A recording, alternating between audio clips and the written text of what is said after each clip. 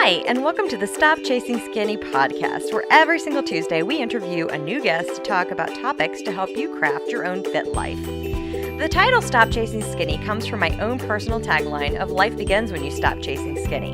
You see, I spent many years running many miles, taking many classes, and trying many diets, but none of those worked. So finally, I got down to the business of understanding what really matters. And it's not just about how much exercise you can do or how little you can eat. It's everything else that goes into it. So I created this podcast to help you so you can craft your own fit life. Every single Tuesday, you can listen to an interview with a guest, and now every Friday, you can listen to me a second time, where I take questions you have sent to me, and I spend about 15 minutes answering them.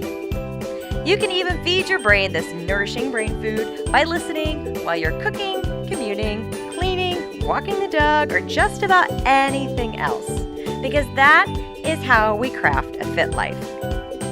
So let's get on with the show. Today's episode is with Amy Smith.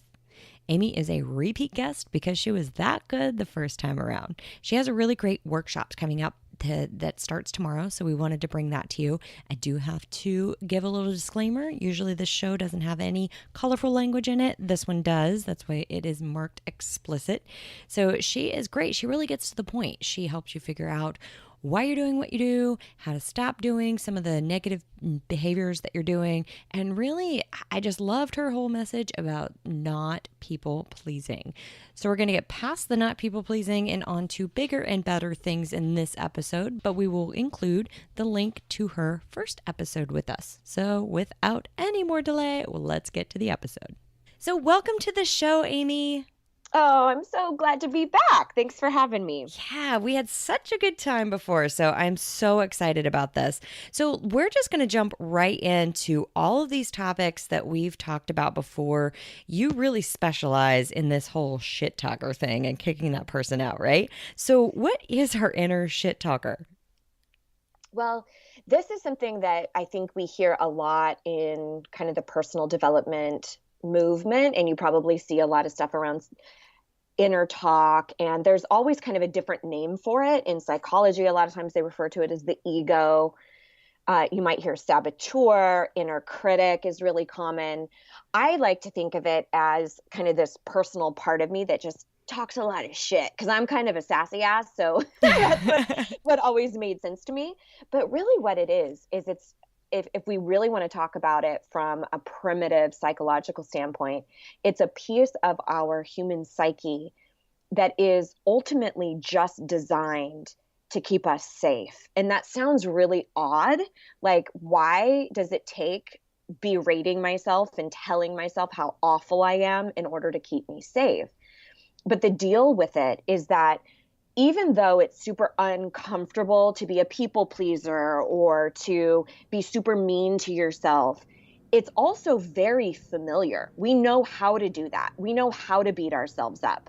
It's in essence comfortable, and there's a safety element to that. So if we can stay there, there's no risk, there's no jeopardy to our safety.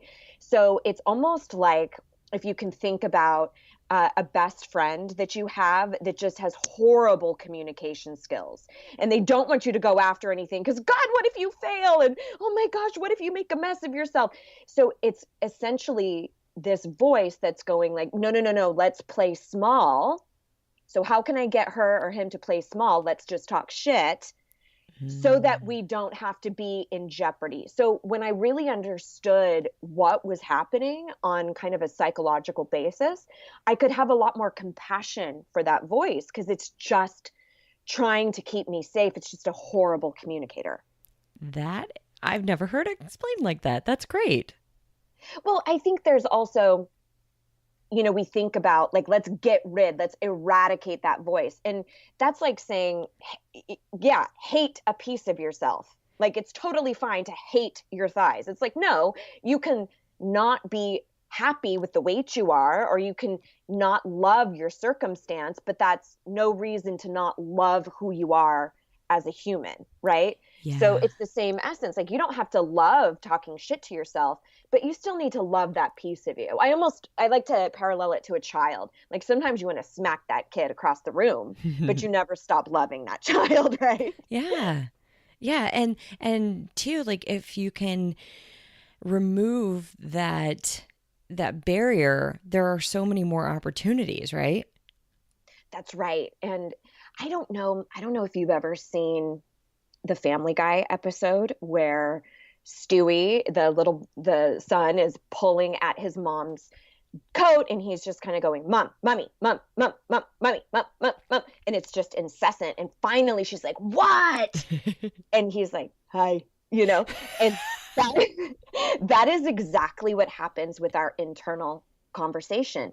It's that little voice that's going, pay attention, we're in danger, this is too risky, this is too risky, and Amy, Amy, Amy, Amy, Amy, Amy. And if I just ignore it, it keeps going. And so there's this piece of us that needs to be heard, like, hey, I get it. You're scared of us going after this goal. You're scared of speaking up with your family. I get it. And that's okay. And we're not operating from that place. So sometimes it's just acknowledging that kind of vortex that's happening inside of your mind. Oh, that's yeah, and especially when you tie it to fear, a lot of times we can see certain fears, and then other times we don't see those fears. And I've also read that the fear of success can stop us more than a lot of other fears, even. Oh, yeah, absolutely. It's all about what that particular thought that we have, what we make it mean. So if we have a thought about success, and then we follow it up with some sort of meaning, like, if I reach this element of success as far as income, let's say, in my business, Hmm. that must mean all of my relatives are going to want to borrow money, and you know what I mean? So, or we Yeah. say, if I reach this certain level of success, then I won't have any time for my family. So it's the truth that we create. So that could be a fear around success, it could be a fear around failure, but it's whatever that thought is, that initial sort of concept, and then what the meaning that we attach to it, the truth that we make it mean. Yeah, so kind of what you're saying is that these shit talkers kind of show up in other ways, huh? They do. They're slippery, you know, and it's like the more evolved you get, so does your inner psyche, right? Like, it's all just a part of us. So the more adept you get at understanding this piece of you, the more slippery and couth your inner critic becomes. So a lot of times when you're in the very beginnings of identifying how you speak to yourself, you'll notice that you're really mean, you know, and it's very biting, it's very acerbic. It's, you're so ugly, you're incompetent, you're not enough, you're not valuable. And so it's really biting, scathing. But then I've noticed that as people evolve, a lot of times their inner critic will start saying things that are just straight up disempowering, like, that's not the nature of the economy, or that doesn't seem very realistic, or I think you're not playing it safe. And so there's these words and these statements that we say to ourselves that aren't necessarily horrendous, but they're just straight up disempowering. They still keep you inactive. And then there's also, I think, a next level, and this is something that I feel considerably, is where my inner shit talker kind of communicates to me through emotion. So the way that shows up is I might be on Facebook, which is like the trigger of all triggers for everybody, right? Good Lord, you're not That's kidding. when we're like, my life sucks compared to everybody. Everybody's Right, highlight reel. right. That's exactly right. Because nobody's like, guess what? My marriage is failing and I talk shit to myself all day. Like, Right. nobody's going to put that on Well, Facebook, some right? They're people like, do, and then they're criticized for being the negative Nancy. So I that's mean, true. you lose, you lose. That's true. But I would say it's far more common that we try to put up a facade. Yeah, yeah, for sure. And so, you know, so for me, if I'm scrolling through and I see all sorts of people with their business successes, or, you know, because for me right now at this particular stage of my life, that tends to be my biggest trigger. It's not really relationships or body image as much now. It used to be. Yeah. But now my big entry point for that inner critic to come get me is around business. So if I'm seeing somebody that I deem, quote, successful, I don't necessarily get a barrage of commentary in my mind. I get a feeling, and it's like a sinking in the pit of my stomach feeling where it's kind of this blanket of they're successful, you're not, or you won't be, or you can't. But it's not necessarily words. It's a sinking feeling. So we can get all of this messaging, emotions are just messaging. That's it. But until we unpack that, everything that we think, everything that we feel is just true. It's just true to us, because why wouldn't it be? So it's true that you'll never be that successful. It's true that you're a fat ass. It's true that you're lazy. It's true you're incompetent, because that's the nature of our minds and how it works. So until you dissolve that a little bit, that's your reality. And we're going to take a really quick break, and we'll be right back. SK Fit Life also has downloadable programs, including Fitness Model Labs, a 30-day meal plan and recipe download, 52 weeks of high-intensity interval training routines, a supplementation guide download, vision board planning toolkit, and much more. Check them out under the Shop tab on the website.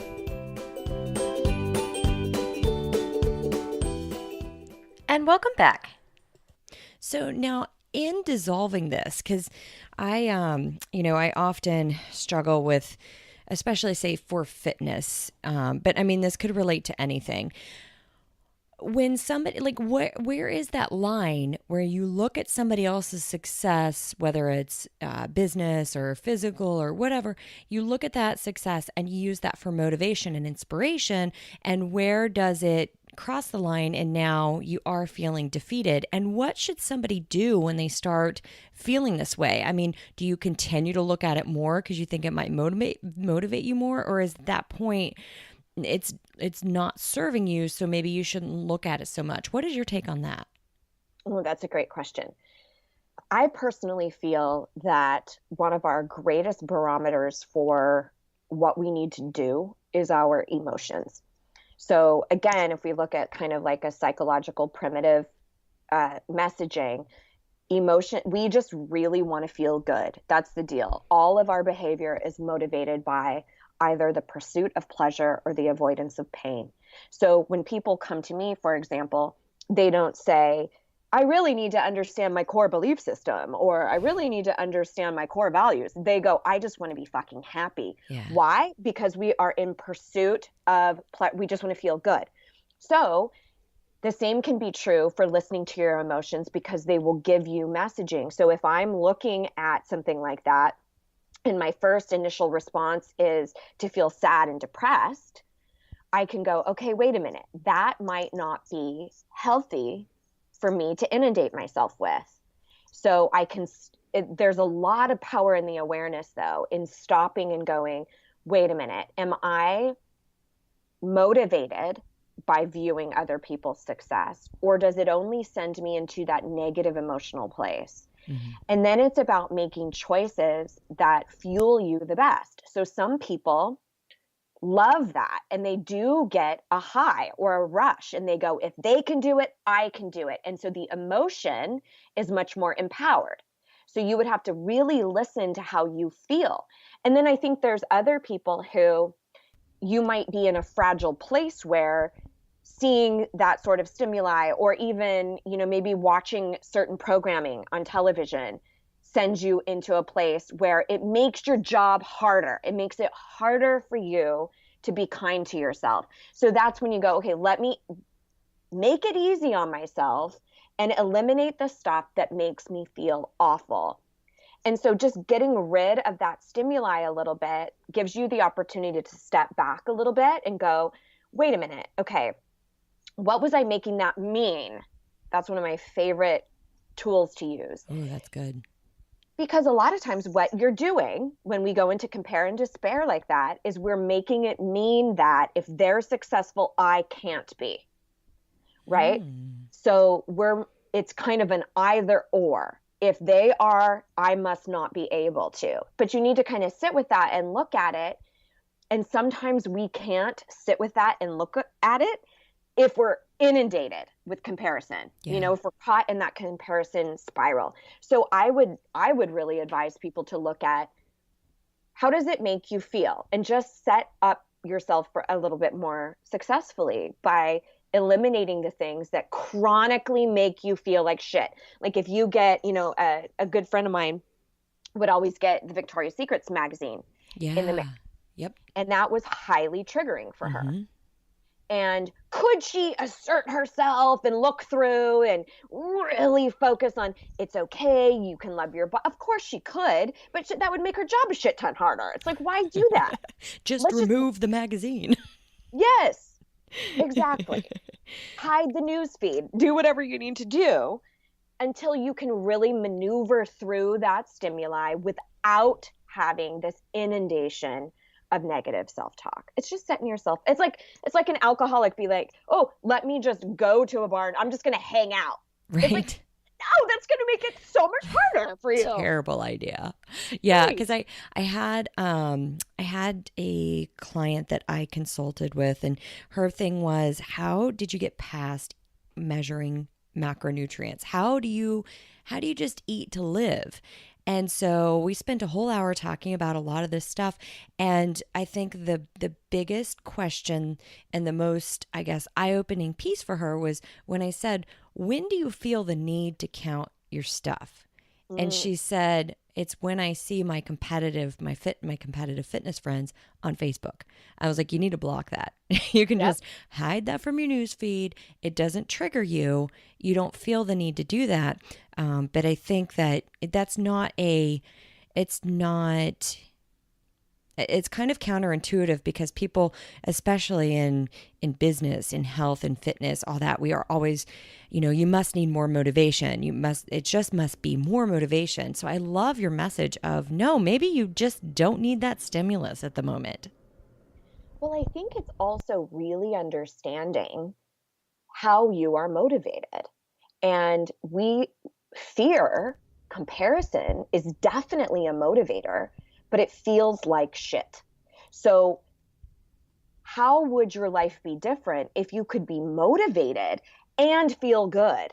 Like, what if you were motivated from a place of self-care, of impact, of betterment, of strength, and it was all about what you wanted to cultivate? And so you were getting out there doing a kick-ass workout because you were coming from a place of, I love my body, instead of, I need to beat so-and-so on Facebook. You know what I mean? So I think we also think that if we eliminate the way in which we've always been motivated through fear or comparison, that we'll all of a sudden be lazy asses. And that's not true. If you're motivated, if you're a goal getter, if you're a high achiever, the difference is you'll stop feeling like shit as you go through the goal attainment, instead of feeling awful about yourself, like I need to beat that person or not enough. You're proud of your accomplishment and you want to keep going for more. So it's just a different fuel that's in the tank of the car. You can still get there. That's awesome. You're just going to flip that script. So let's talk a little bit more about how you suggest creating this new truth for yourself. Yeah. Okay. So I get all worked up. Every time I do interviews, I have to shed pieces of clothing because I get so sweaty. So funny. I seriously just took off my sweatshirt.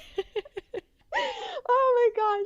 Yeah, I get worked up because I'm so passionate about it, because I did not live like this. I did not have this. So I want everybody out there to understand that if you're operating in a place that's, your internal talk is like 90% negative, it's about slowly whittling that away and changing the ratio. So just know it's baby steps. This is, being this empowered person that you're listening to, this was not overnight. This was decades in the creation. So I like to just give that as a slight disclaimer that it is a process. It's a journey. Yeah. So the deal with your internal conversation, like I was talking about earlier, is that unless we unravel it or look at it, it will always just be true. It's true that you're incompetent, you're not good enough, whatever the language is. Mm-hmm. But when we start looking at it, we're able to say, oh, wait a minute. No, that is not true. Or it doesn't have to be an absolute. So let's take the example of, let's say fitness, right? This might be a major trigger for the people listening, right? So your first item of business is to look at what is the massive conversation, the continual conversation in my mind? What is the focal point? Some people it's parenting. Some people it's their weight or body image. Some people it's all fitness. Some people it's their career or intimate relationships. Sometimes it's all of them. Yeah. But usually we have one that hurts the most. We have one that's more potent. And that's typically where we're the most cruel to ourselves. So your first item of business is to notice what is that topic? What is that big trigger? And then the next step is to really look at what is that internal conversation? What are those phrases? What are those go-to statements that I tend to say to myself? You're not enough. You'll never attain that. You never work out hard enough. You're not as good as so-and-so. Like, what are those barrage of statements that come through your mind? Because you have to identify those first before we can say, okay, no, that's just not true, right? Yeah. It's just been true up until now. Because with all of that stuff, could you prove without a shadow of a doubt that you're not good enough? No. What is that? That doesn't even exist. That's our own label. Because if I were to ask everybody out there, like, what is good enough? What is pretty enough? What is smart enough? We would all have massively different answers, and those answers would change over time. Why? Because we create them. We're the ones who say, here's the measurement. I need to attain this law degree, and now I need to make partner, or now I need to whatever.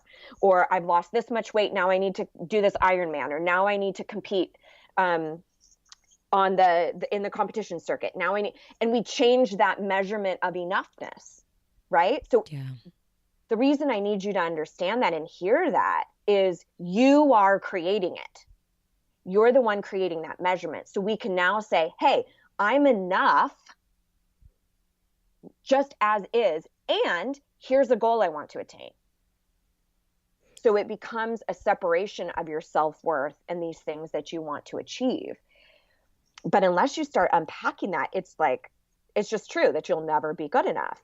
And, you know, I actually have a workshop that's coming up, and this is something that just your audience is hearing about it right now. No, thank you. It's not even being announced until tomorrow. But I'm doing a much deeper dive into a lot of this stuff around worthiness and identifying your triggers and how to catch that voice so that you can start changing it. Yeah. And it's totally free, completely complimentary, but you're going to want to have your pen and paper out. It's not like a do it while you're working out thing. Like, you need to get your ass. Yeah, you know? I've already put it on my calendar, and I'm already signed up for it. So I'll be there with you. So if you're interested, you can go to thejoyjunkie.com/Stephanie, and you will get instant access to all of the goodies. And we will be taking you on this much deeper dive into a lot of this stuff. But I wanted to just mention that in case you're listening and going, oh my God, I need more around this sense of self-worth and how to not equate it with these goals that I want to achieve. Like, how do I untangle those things? Yeah, because you're right. I mean, like, everything that we're talking about here sounds like you need a workbook with it, because there are, it's like a step-by-step thing, and it's like this self-discovery process. And, as we're sitting here talking about it, I'm sure some like ideas are coming up in people's heads, but then what do I do? How do I kind of organize that and like break it down and, like you said, unpack it? Yeah. And we're going to take a really quick break, and we'll be right back. Have you signed up for the 10-day Jumpstart program yet? It's free. The SK Fit Life 10-day Jumpstart program is 10 days of emailed lessons straight in your inbox. All of my best lessons straight to you for free. Go to www.skfitlive.com/free10day. That's FREE10DAY. See you there. And welcome back. I was just going to say, so just to kind of wrap up what you had asked me earlier, the first item of business, just if you want something to take away right now, identify what that major category is where you tend to be the most cruel. Take a good day or two, just a day or two, and either record on a piece of paper or on like voice notes on an app on your phone or something like that, the specifics of the phrasing that you've heard go off in your mind. And then you want to choose a rebuttal, something that you want to say instead of what you have been saying. And it doesn't have to be the opposite. Like if you've been saying, God, you're such a fat ass, or you're so lazy, you don't have to say, you're so productive and skinny. Like you that feels like a big bullshit lie. Right. You just have to say something that feels better. Which again, good. We're digging way into in that workshop too. Yeah. And I mean, what you just said right there too, almost reminds me of like when somebody's struggling with their food and I say, okay, well, why don't you keep a food log? Because I know what happens when you keep a food log. Yes. There is this moment of pause where you have to think about, do I want to eat that? Because do I want to write it down? And so, like that identifies it right there where you're like, you're just bumping along eating whatever. And then you're like, oh crap, I got to write that down. Well, same thing with the thoughts, they're firing off left and right. And then when you sit down and write it down, you're like, wow, that's a lot. Right. And it's funny because my students and clients will laugh at me because they know that one of my phrases is awareness is the win. Awareness is the win. And it's because it's same thing with the food journal. You cannot identify what's causing the problem. Like, holy shit, I have a gluten allergy. Or, oh my God, right? Got to get rid of that dairy, or that makes me lethargic. You can't create those changes until you really create the awareness around what's happening. But I'm sure you deal with this too. We don't want to hear that. Right. We don't want to do that. No, just give me a plan. Just tell me. Tell me. Just tell me what to do and I'll do it, but kind of only if it doesn't require writing it down. Right. So, but the thing that's so awesome, and I'm sure you see this too, it's like the minute you do, everything kind of unlocks and you go, oh, that doesn't have to be the way I eat. Or, oh my God, I don't have to say that to myself anymore. And the next time you eat that thing, or you're posed with the idea of eating that thing, or you start to hear that internal conversation, you go, oh my gosh, and you're way more aware of it instead of it just needing to be true or just the way you operate. You can go, oh, wait a minute. No, I don't.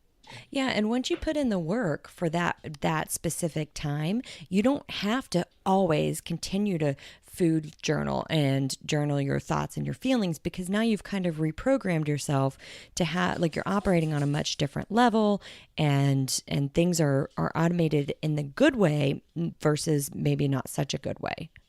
Yes, that's exactly right. So let's talk a little bit about this thinking positive or affirmations, because like you said earlier, you may sit there and be like, oh, complete opposite, but you also, now you're adding on, I'm full of shit to that. So what are your thoughts on these, and what do you think? Are they good? How do they work? Well, I like the idea of affirmation, but this is the deal. You have to, when you say something like, I am valuable as I am, or I am enough, or I am a beautiful spirit, or whatever you want to say to yourself, you have to say that repeatedly over and over and over and over and over again until you really, really believe it. What I've found is that for most people, the kickback at the very beginning is so strong of that is such a lie that they stop with the repetition because it just feels ridiculous. So it's almost like going from A to Z. And I think there's ways to kind of go from A to B to C, Yeah. So I love that idea. I just don't think it's very applicable for most people, especially if you're newer to this idea of analyzing your own thoughts. It's thought work, right? It's like fitness for your mind. Yeah. And if you're not ready to be on that, like, white on rice, that feels like this massive jump. So again, I think it all comes back to how you feel. When you say that, does it create, if you say, I am enough, is everything in you kicking back and going, that's fucking stupid, that's a lie? Or does it create an element of relief? Like, yeah, I like that idea. Your emotions, again, are messaging. So you can tap into that and go, no, that feels good. I'm going to say that. But if there's this massive kickback, then you might want to use something else to say to yourself that just feels better than what you have been saying, taking sort of like a baby step there. That's awesome. So I feel like this might be one of those things in the free workshop that you have coming up too. Yes. Yeah. And I want to give everybody kind of like a little snippet of what it's about, but I termed a concept called progressive language. And it's the idea that instead of saying something like, I am so beautiful, or I really value my body, or I love who I am, or I believe in my intelligence, instead of saying that, you would use a term that it's more like I'm on my way. So something like, I am rediscovering what it means to love my body, or I am open to embracing my competence, or I am creating awareness around how I speak to myself. So it's saying like, I'm not there yet. I don't feel confident saying like, I'm amazing, but I can say, I'm exploring what amazing looks like. It's like, Yeah.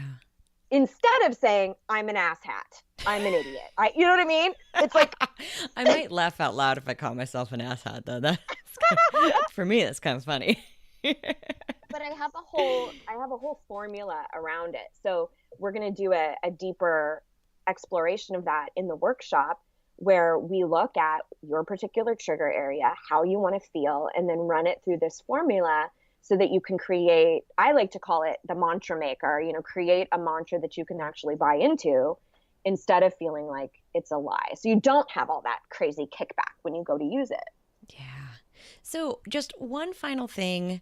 I want people to realize too that when we struggle through getting a lot of when we struggle getting through these things we were just talking about, I think a lot of people think that we should know how to navigate this because we're emotions and we're people. But I have to say, it's a luxury to get to pay attention to our emotions and our feelings, because it's only been the past couple hundred years that we haven't been like doing everything in our power just to live. So at this point, life is like, it's kind of automated. It's not hard to eat and stay warm and keep animals from eating us. So now we have all this time in our heads. So I think, that's something new for us as humans. But I think a lot of times we just put it in the category of like, well, we've engineered all these other things to work. Why don't we work just as well? Right? Yeah, that's so great. And it's interesting because we can really look at things like in my business, I talk a lot about people pleasing. And that whole concept of making others happy is a iteration of our primitive desire to belong. Like, even if we look at Maslow's hierarchy of needs, one of our primal needs is a sense of belonging. Why? Because that it would ensure our survival, right? Yeah. So we have tons of stuff that's still our fear response. We experience heart racing and stuff like that when we are not about to be eaten by a lion. We feel, you know what I mean? We feel that just like standing up for ourselves. Facebook can do that. Right.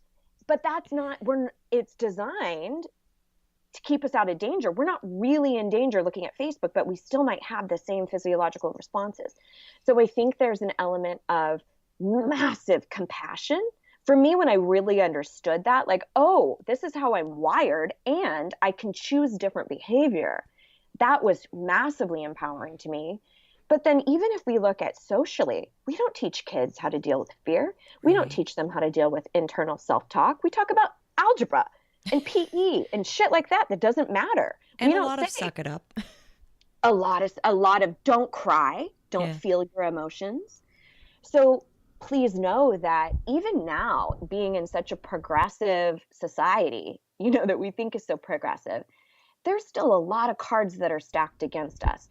And it's not an excuse, but it's definitely something to be aware of, that I think it takes far more courage to actually look at this shit than it does to continue working on autopilot. That's way easier. And most people choose that. Mhm. So be compassionate for your journey, because how else would you know this? Like, unless you sought it out, you know? Yeah. And that's So getting out of your comfort zone. And that's not that's not comfortable. It kind of hurts. that's right. That's right. I mean, you don't make any changes physically or otherwise without being uncomfortable. Yeah. Yeah. Well, thank you so much. I'm looking so forward to your workshop that starts tomorrow. We're going to put the link for registration in there too, Yep. just so that anybody who's listening to it can just click on it from the show notes. And like you said, this isn't something to listen to while you're working out. Really sit down, pen and paper, and take some notes and do the work. Because once you do the work, you can automate some of that stuff to work for you, not against you. That's right. I always say it's like the same. You can't read a book on Pilates and get rockin' abs. It's like you have to get on the fucking mat. So it's the Right? same. It's the same thing with this. You can't just, oh, that's a good idea to speak nice. No, you have to get it out. And I have a whole workbook that I created for you where you can get it all out on paper. You'll have tons of actionable items to create some serious change. That's incredible. Thank you so much. We really appreciate it. Oh, it was a blast. Awesome.